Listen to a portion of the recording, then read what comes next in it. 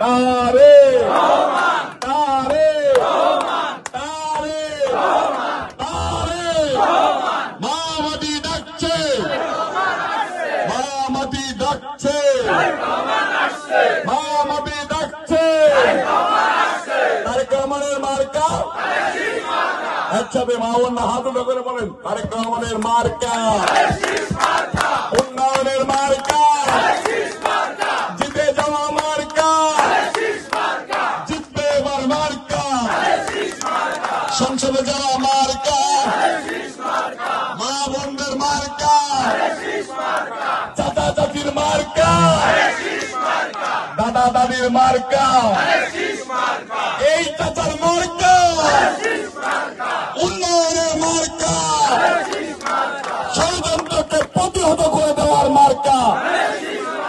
সকলকে ধন্যবাদ জানিয়ে আজকের মতো বিদায় নিচ্ছি। আসসালামু আলাইকুম। যার ভালোবাসায় আজকে এত লোক এত রাত পর্যন্ত জমায়েত হয়েছে, আমাদের সেই প্রিয় নেতা তারেক রহমানের বিশ্বস্ত হাতিয়ার জনাব রবিউল ইসলাম নয়ন, আমরা তার ভালোবাসায় আজ এখানে উপস্থিত হয়েছি। তিনি আমাদের মাঝে কথা বলবেন।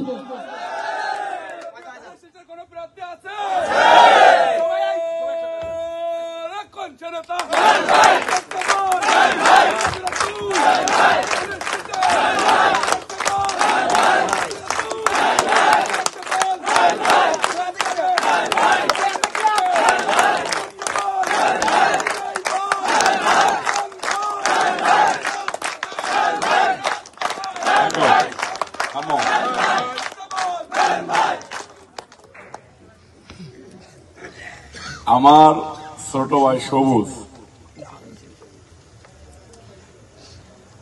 আমি ওকে কথা বলতে দিতে চাই নাই যে ও ছোট মানুষ, ও তো আমারই ছোট ভাই, ও কি কথা বলবে। আমি সাইফুর রহমান কাকার কথা বলতে চাচ্ছিলাম, উনি মেম্বার ছিলেন। এরকম হৃদয় বিদারক ঘটনা আমাদের মেজে শত শতবার ঘটেছে। এটা মেনে নেওয়া যায় না, মেনে নেওয়া যায়। বাবার লাশ যখন সন্তান জেলখানার থেকে বের করে নিয়ে আসে, সেটা যদি বিনা অন্যায়তে দলীয় কোন্দলের মানে দলের কারণে, দল করার কারণে হয়, এই দুঃখ মেনে নেওয়া যায় না।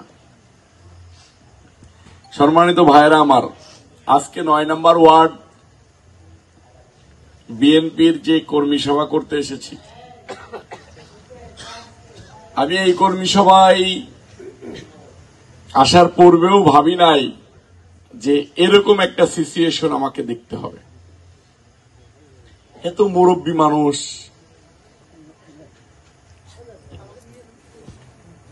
রাত বাজে 10টা, বসে রয়েছে। আমার মারা, আমার বোনরা ছোট ছোট বাচ্চা নিয়ে এখানে বসে রয়েছে আমার জন্য। আমি আপনাদের এই ভালোবাসা রাখবো কোথায়? আমার এই সাধ্য নেই, আমার শরীরে এতটা বল নেই যে আমি আপনাদের এই ভালোবাসা বহন করে নিয়ে বেড়াবো। আপনাদের ভালোবাসাটা আপনারা আমাকে উদ্দেশ্য করে আল্লাহর উপরে দিয়ে দেন। আপনারা শুধু আল্লাহর কাছে দোয়া করেন, আল্লাহ পাক রব্বুল আলামিন যেন আপনাদের সেবা করার তৌফিক দান করে আমাকে।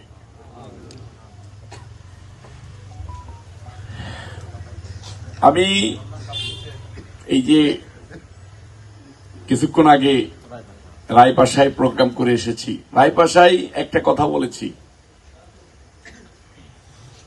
যে আমি আমার আল্লাহর কাছে যদি সারা দিন, সারা রাত, সারা বছর, সারা মাস, সারা জিন্দেগি সিজদায় পড়ে থাকি, উনি আমাকে যা যা দিয়েছেন আর শেষ করা যাবে না, কখনোই শেষ করা যাবে না।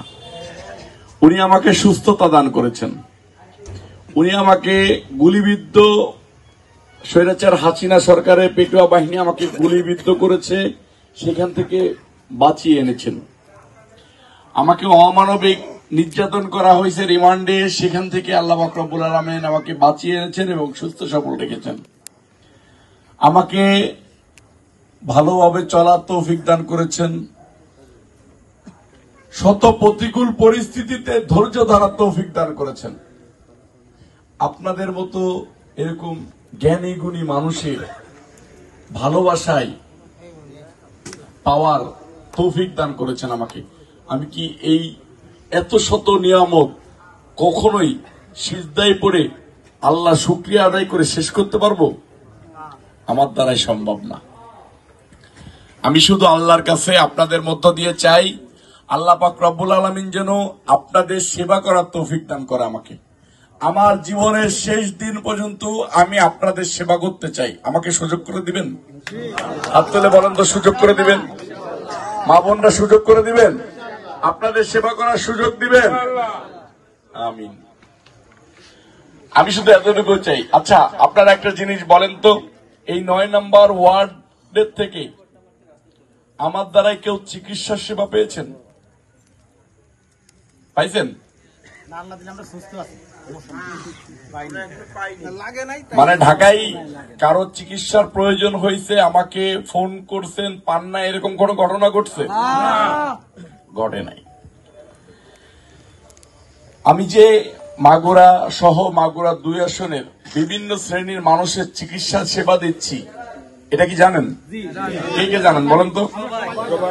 সবাই জানেন? আলহামদুলিল্লাহ। আচ্ছা, আমি কি ডাক্তার? আমি কি এমপি? আমি কি মাগুরার নেতা?